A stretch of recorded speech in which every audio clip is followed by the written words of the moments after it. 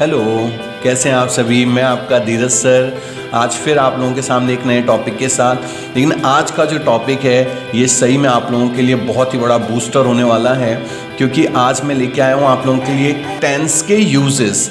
बहुत से बच्चों की प्रॉब्लम है, कंपटीशन एग्जाम में देख लीजिए, 10th 12th बोर्ड एग्जाम में देख लीजिए, अरे सर टेंस का तो ठीक है, हमें हेल्पिंग वर्ब का तो पता चल गया, लेकिन यूज़ कैसे करना है।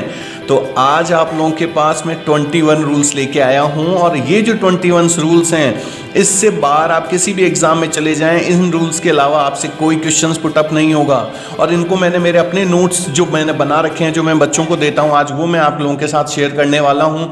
तो आप लोग लास्ट तक बने रहें और पूरे से ज़्यादा इस वीडियो को शेयर करें, सब्सक्राइब करें और उसको आगे तक पहुँचाएँ, ताकि हर बच्चे के पास ये पहुँच सके कि कैसे हम सारे के सारे टेंस बिल्कुल एक्यूरेट कर सकते हैं। तो चलिए बिना टाइम वेस्ट किए हम स्टार्ट करते हैं। देखिए, ये जो टेंस का जो यूजेस होता है, तो इसमें हमें बहुत से बार अधिकतर हमें फिलअप्स मिलते हैं। तो फिलअप्स में कैसे हम कंफ्यूज क्यों हो जाते हैं और कैसे नहीं कर पाते। देखिए, मैंने इसके लिए कुछ रूल्स बनाए हैं। जैसे आप सबसे फर्स्ट रूल देख रहे हैं, मैंने लिखा मॉडल्स हम जैसे can, could, must, could, shell, should, will, जितने भी मॉडल्स हैं, जब भी आपको मॉडल्स मिले तो हमेशा एक चीज़ आप ध्यान रखिए कि अगर आपके पास ऐसे देखिए सेंटेंस आ गया, जैसे I am waiting for Raju और ही शुड, अब यहाँ पे ब्रैकेट में दे दिया कम, तो इसका फर्स्ट फॉर्म ही यूज होगा। नहीं आया तो ये एज इट इज है, यहाँ पे यूज हो जाएगा। मतलब जो भी फिलअप्स है उसका फर्स्ट फॉर्म यूज होगा कब, जब आपके पास सेंटेंस में क्या हो, मॉडल्स। जैसे देखिए कि अगर आपके पास यहाँ पे देख सकते हैं आप शुड है, देखिए अच्छे से, यहाँ पे ये शुड था, तो शुड क्या है, मॉडल, और इस मॉडल के कारण ही मैंने वर्ब की फर्स्ट फॉर्म यूज करी। तो सबसे पहला रूल कि अगर मॉडल आए तो हमेशा हमें वर्ब की फर्स्ट फॉर्म यूज करनी है। जैसे मॉडल क्या था, शुड। सेकंड रूल पे आते हैं। देखिए, सेकंड रूल में अगर ये वर्ड्स आपको मिलते हैं, ये आप अपने नोट्स की कॉपी में नोट भी कर सकते हैं, तो इसीलिए मैंने बहुत इजी वे में बता रहा हूँ, आराम से आप नोट कर लें और इन वर्ड्स का बहुत इजीली ध्यान रखें। और ये जो स्टार्टिंग के दो रूल हैं, इनमें से लगभग हर एग्जाम में क्वेश्चन आता है, तो गौर से देखें। अगर always, every, day, month, week, year, अगर उनके आगे एवरी है, सेम अगर यूजुअली है, सेल्डन है, आफ्टर, रेयरली, अगर इनमें से कोई भी वर्ड्स अगर आपको मिल जाता है सेंटेंस में, कोई भी इनमें से शब्द मिलता है, तो आप हमेशा प्रेजेंट टेंस ही यूज करेंगे। प्रेजेंट टेंस में भी वर्ब की फर्स्ट फॉर्म के साथ एस या ईएस लगाएंगे। देखिए, जैसे शी ऑलवेज, देखिए यहाँ पे ऑलवेज आ गया, रिमेंबर गॉड इन हर डिफिकल्ट। तो इसमें हमने क्या किया, जैसे ही हमारे पास शी ऑलवेज, तो यहाँ पे आपको ये ब्रैकेट में ये रिमेंबर के लिए मिलेगा, तो रिमेंबर में हम क्या कर देंगे, रिमेंबर्स, ठीक है, एस या ई एस लगा देंगे। सेम सेकंड एग्जांपल देखिए, जैसे ही, ऐसे ब्रैकेट में देखिए, ऐसे ब्रैकेट में come to C me every week. अब देखिए एवरी वीक मिल गया, मैंने आपको बताया था ना, अगर एवरी के साथ डे, मंथ, वीक कुछ भी मिलता है तो हम सिंपल प्रेजेंट टेंस में एस या एस का यूज करते हैं। तो देखिए हमने कम के साथ क्या लगा दिया, कम्स, ठीक है। तो ये दो रूल्स थे, फर्स्ट और सेकंड में ये वर्ड्स आपको देखना है। जब भी ये वर्ड्स मिल जाएं, आपको सिंपल प्रेजेंट टेंस में एस या ईएस लगा देना है, और इसी के साथ आपका ये सेकंड रूल भी खत्म होता है। अब हम आते हैं अपने थर्ड रूल पे। थर्ड रूल देखिए, अगर आपको सेंटेंस में कोई भी ऐसी घटना मिलती है जो भूतकाल को दिखाए, भूतकाल मतलब पास्ट को दिखाए, like ago, yesterday, last week, last month, जब भी हम लास्ट मंथ, लास्ट वीक की बात करते हैं तो मतलब हम पास्ट में चले गए। जब भी ये चीजें आएंगी तो आपको हमेशा वर्ब की सेकंड फॉर्म लगानी है। वर्ब की second form that means simple past tense. जैसे देखिए, मोहन कम था, कम का मुझे यूज करना है to C me last week. देखिए यहाँ पे लास्ट वीक आ गया, जैसे ही लास्ट वीक आया मैंने कम का क्या कर दिया, केम, वर्ब की सेकंड फॉर्म। तो ये वर्ड्स वापस से याद रखिए, ago, yesterday, last week, last month, last year, अगर इनमें से कोई भी शब्द आपको मिलते हैं तो आप हमेशा वर्ब की सेकंड फॉर्म का ही यूज करेंगे। नेक्स्ट हम आते हैं अब रूल नंबर 4 पे। रूल नंबर 4 क्या है, देखिए ये बहुत सिंपल सी चीज है कि यदि कोई कार्य अथवा क्रिया पास्ट में चल रही है और उसी समय कोई दूसरा कार्य अथवा क्रिया हुई हो तो वह भी पास्ट टेंस में होगी। दैट मीन्स अगर ये बहुत सिंपल सी चीज है, अगर आपको सेंटेंस ऐसा मिलता है जिसमें एक सेंटेंस पास्ट में है तो जाहिर सी बात है सेकंड सेंटेंस जो होगा वो भी पास्ट में ही बनेगा। लाइक देखिए, व्हाइल आई वॉज बाथिंग। अब ये देखिए यहां पर जैसे उसने दिया वॉज बाथिंग, तो दैट मीन्स कि पास्ट कंटिन्यूअस है, तो अगर ये पास्ट कंटिन्यूअस है तो हम पास्ट में ही रहेंगे। तो आई यहां पर आपको हियर मिलता ब्रैकेट में अ लव नॉइज, तो हियर भी क्या बनाना है मुझे पास्ट में ही, तो इसकी सेकंड फॉर्म हियर्ड कर दिया मैंने। क्या हो गया इसका, हियर का हियर्ड। दैट मीन्स कि अगर ये पहला स्टार्टिंग में सेंटेंस पास्ट में है तो जो सेकंड वाला है वो भी पास्ट में ही रहेगा। लेकिन अब जो रूल आ रहा है वो बहुत इंपॉर्टेंट है। देखिए, अगर व्हेन के बाद वर्ब की सेकंड फॉर्म हो, दैट मीन्स जैसे ये सेंटेंस है, अगर इस सेंटेंस में अगर आपको व्हेन मिल जाता है और अगर उसके वर्ब की सेकंड फॉर्म है, दैट मीन्स अगर वो पास्ट सिंपल पास्ट टेंस में है तो जो उसका सेकंड वाला सेंटेंस होगा वो हमेशा पास्ट कंटिन्यूअस में चेंज होगा। दैट मीन्स उसमें वॉज वर्ब और वर्ब की फर्स्ट फॉर्म के साथ आईएनजी लग जाएगी। वापस से रिपीट कर रहा हूं, अगर व्हेन के साथ दो सेंटेंस जुड़े हुए हैं ऐसे समझिए, मैं इसका एग्जांपल आपको दिखाता हूं, थोड़ा और क्लियर हो जाएगा आपको। जैसे देखिए, अगर यहां पर मेरे पास ये फिलअप था, आई रीड अ, देखिए moved when he came, when आ गया। देखिए अगर सेंटेंस में व्हेन के एक साइड में अगर वर्ब की सेकंड फॉर्म है, दैट मीन्स अगर सिंपल पास्ट है, तो जब मैं सिंपल पास्ट अगर आएगा व्हेन के इस साइड, तो जो मेरा पहला वाला साइड था उसको मैं पास्ट कंटिन्यूअस में चेंज करूंगा। क्लियर हो गई बात। तो पास्ट कंटिन्यूअस में वॉज वर आता है, तो चूंकि ये सिंगुलर था तो इसीलिए हमने आई वॉज रीड का रीडिंग, कंटिन्यूअस में सभी में आईएनजी लगता है तो मैंने ये चेंज कर दिया। ठीक है, नेक्स्ट अब हम आते हैं रूल 6 पे। रूल 6 क्या है, देखिए अगर आपको ये वर्ड मिलते हैं, वर्ड्स को देखिए, जो जो मैं वर्ड्स बता रहा हूं इनको नोट करते चलिएगा क्योंकि ये वर्ड्स ही आपको वहां सेंटेंस में मिलेंगे। Just, JUST just, YT yet, up to now. अगर ये 4 वर्ड्स में से कोई भी वर्ड अगर आपको मिलता है तो हमेशा आप उसमें हैज हैव प्लस वर्ब की थर्ड फॉर्म लगाएंगे।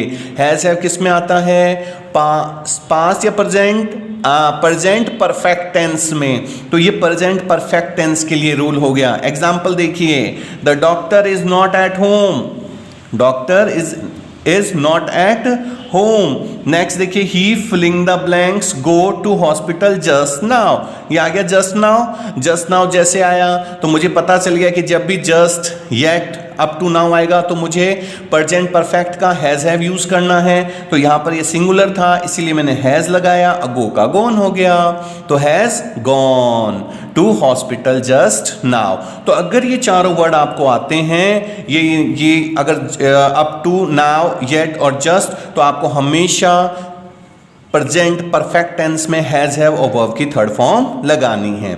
अब हम आते हैं 7 नंबर रूल पे। 7 नंबर रूल क्या है, देखिए यदि हमारे इस वाक्य में बिफोर के पहले हैड प्लस वर्ब की थर्ड फॉर्म हो, देखिए क्या है बिफोर, अगर सेंटेंस में बिफोर हो और उससे पहले हैड प्लस वर्ब की थर्ड फॉर्म हो तो हम बिफोर के बाद वर्ब की सेकंड फॉर्म लगाएंगे।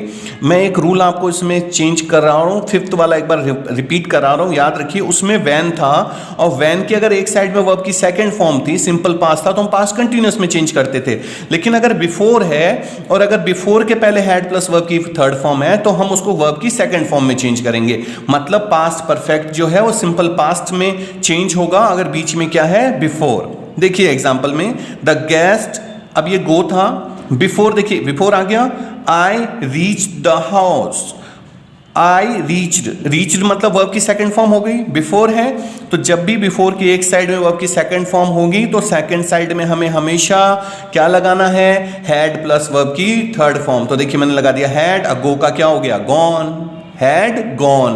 तो ये ध्यान रखिए कि बिफोर की अगर एक साइड में वर्ब की सेकंड फॉर्म है तो दूसरी साइड में हमेशा हैड प्लस वर्ब की थर्ड फॉर्म आएगी। और ये जो 7 मैंने रूल बनाया जस्ट इसका अपोजिट है कि अगर बिफोर की एक साइड में हैड और वर्ब की थर्ड फॉर्म रहेगी तो सेकंड साइड में जस्ट इसका उल्टा, अगर हैड प्लस वर्ब की थर्ड फॉर्म है तो सेकंड साइड जो है उसमें वर्ब की सेकंड फॉर्म आ जाएगी।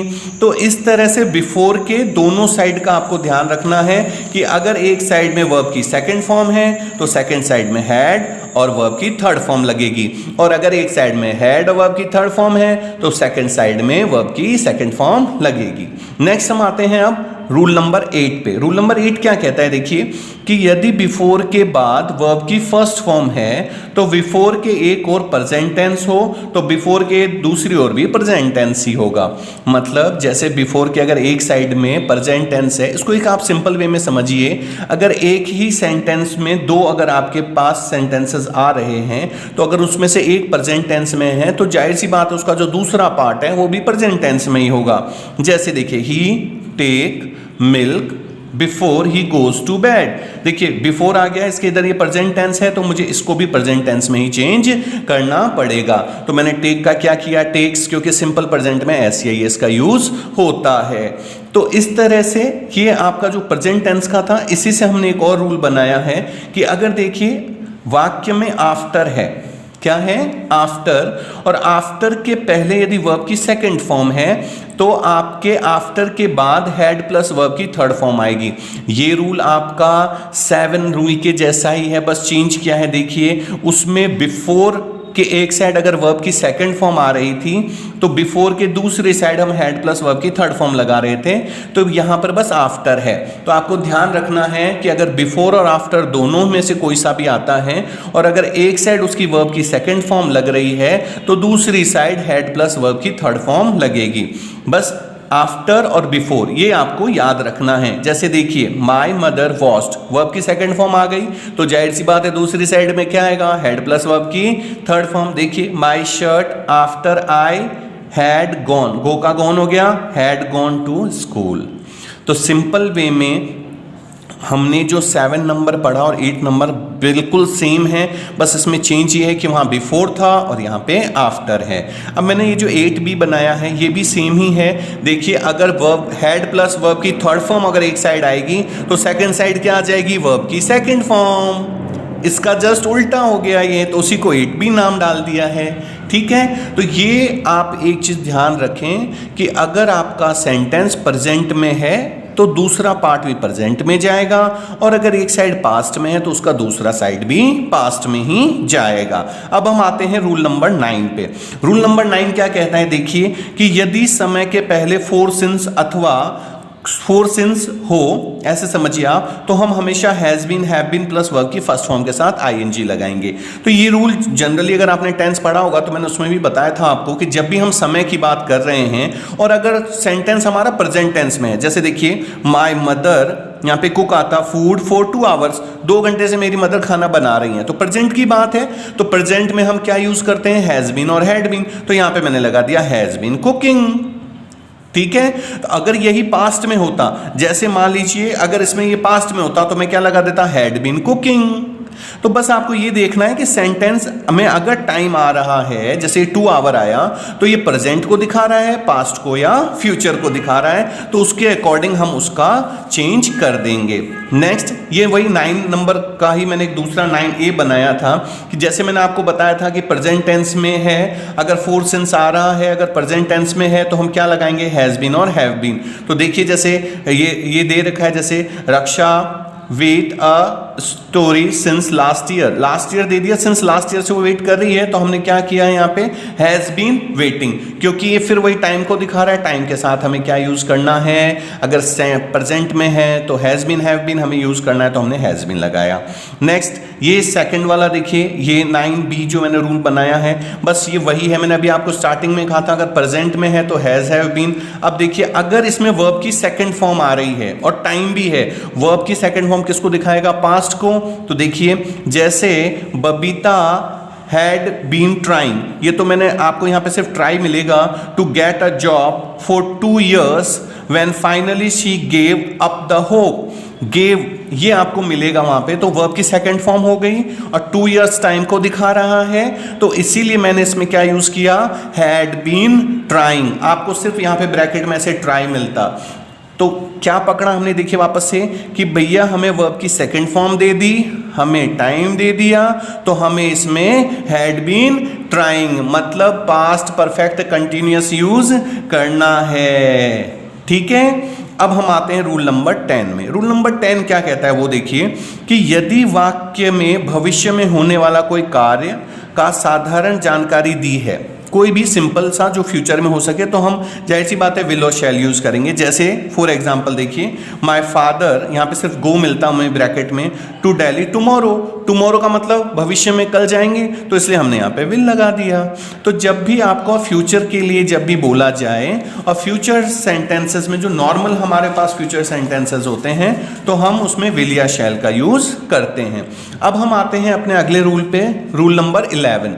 रूल नंबर 11 क्या कहता है, ये वो देखिए आप कि यदि वाक्य में अरेंज्ड फ्यूचर हो, देखिए बहुत इंपॉर्टेंट पॉइंट है ये, अरेंज्ड फ्यूचर हो तो हम सिंपल प्रेजेंट टेंस और वर्ब की फर्स्ट फॉर्म के साथ SCIES लगाएंगे। अरेंज्ड मतलब पहले से ही अगर कोई चीज फिक्स हो, जैसे देखिए my father retire next month, fix है ना, नेक्स्ट मंथ में रिटायर हो जाएंगे, तो अरेंज हो गया ना ये। फ्यूचर में अगर कोई चीज अरेंज्ड है तो हमेशा आपको प्रेजेंट टेंस ही यूज करना है, सिंपल प्रेजेंट। तो माय फादर सिंगुलर थे, इसलिए रिटायर में मैंने रिटायर्स SCIES लगा दिया। तो जब भी आपके पास कोई चीज पहले से फिक्स हो फ्यूचर में, तो सिंपल प्रेजेंट टेंस यूज करना है। इसका रूल नंबर 12 देखिए, ये भी फ्यूचर से रिलेटेड है कि यदि वाक्य में नियर फ्यूचर हो तो हम प्रोग्रेसिव टेंस में वही is M R plus verb की फर्स्ट फॉर्म लगाते हैं। देखिए नियर फ्यूचर में कैसे, देखिए जैसे द प्रेसिडेंट, यहां पे मुझे मिलता रीच जयपुर टुडे इवनिंग, आज शाम को आने वाले हैं। तो जब वो आज शाम को आने वाले हैं तो ये हमारे पास नियर फ्यूचर के लिए बता रहे हैं कि भाई आज का ही है ना, तो नियर फ्यूचर है। तो जब भी नियर फ्यूचर की कंडीशन आएगी तो हम उसमें इज एम आर और क्या लगा देंगे उसके साथ, वर्ब की फर्स्ट फॉर्म के साथ ING। मतलब ये प्रेजेंट कंटिन्यूअस में चेंज हो गया, तो इज रीचिंग। तो अगर नियर फ्यूचर है तो नियर फ्यूचर में हमें क्या लगाना है, प्रेजेंट कंटिन्यूअस। और अगर अरेंज्ड फ्यूचर है तो उसमें हमने क्या लगाया था, simple present tense means S या ES। अब हम आते हैं रूल नंबर 13 पे। रूल नंबर 13 क्या है, देखिए कि यदि वाक्य में कोई कार्य भविष्य में किसी समय जारी रहेगा, मतलब अगर ऐसा कोई सेंटेंस आए जो इससे ये पता चले कि भाई ये फ्यूचर में भी चलता रहेगा, तो जाहिर सी बात है अगर फ्यूचर में कोई चीज़ कंटिन्यूसली हो रही है तो फ्यूचर कंटिन्यूस आएगा, और फ्यूचर कंटिन्यूस में विल सेल के साथ बी प्लस वर्ब की फर्स्ट फॉर्म के साथ ING आता है। एग्जाम्पल देखिए, जैसे यू विल बी, अब यहाँ पे स्टडी दे दिया, ठीक है ना, इन 11th क्लास नेक्स्ट ईयर। आप नेक्स्ट ईयर 11th क्लास में इस टाइम रहेंगे ना, पढ़ रहे होंगे, तो आपको यहाँ पर क्या लगाना था, देखिए यहाँ पर मैंने मिस कर दिया है, आप लिखेंगे क्या, विल बी स्टडिंग। ये मैंने लिख दिया, देखिए will be studying, will be आ गया ना। क्यों आया, क्योंकि नेक्स्ट ईयर आप 11th में पढ़ रहे होंगे। तो जब भी आपका फ्यूचर में कोई चीज़ कंटिन्यूसली होने वाली है तो उसमें हम विल बी या शैल बी का यूज़ करते हैं। नेक्स्ट अब हम आते हैं रूल नंबर 14 पे। रूल नंबर 14 क्या है, देखिए कि यदि वाक्य में कोई कार्य भविष्य में किसी समय तक समाप्त हो जाए, मतलब अगर हमें कोई ऐसा सेंटेंस मिल रहा है कि भाई फ्यूचर में ये चीज़ खत्म हो जाएगी, तब हम क्या यूज़ करेंगे उसमें, perfect tense, future perfect tense. कैसे, देखिए जैसे इसमें फ्यूचर परफेक्ट में हम क्या यूज करते हैं, देखिए will shell plus have plus verb की थर्ड फॉर्म। सारे परफेक्ट टेंस में वर्ब की थर्ड फॉर्म आती है, याद है ना। अब देखिए एग्जांपल, जैसे यहाँ पे दिया यू फिलिंग द ब्लैंक्स, यहाँ पे सिर्फ ब्रैकेट में पास मिलेगा आपको, 10th क्लास बाय 2018। जैसे आप 2018 तक 10th क्लास पास कर लेंगे तो ये आपका फिक्स हो गया कि आप इस टाइम तक पास हो जाएंगे ना, तो ये खत्म हो गई चीज़ यहाँ पे। तो इसीलिए जब भी आपको एंड पता हो फ्यूचर में, भाई फ्यूचर में जब भी आपको पता हो कि चीज़ कब खत्म हो जाएगी, तब हम क्या यूज़ करेंगे, future perfect tense. Future perfect में विल हैव और पास्ट का थर्ड फॉर्म पास्ट, तो ये हो गया विल हैव पास्ट।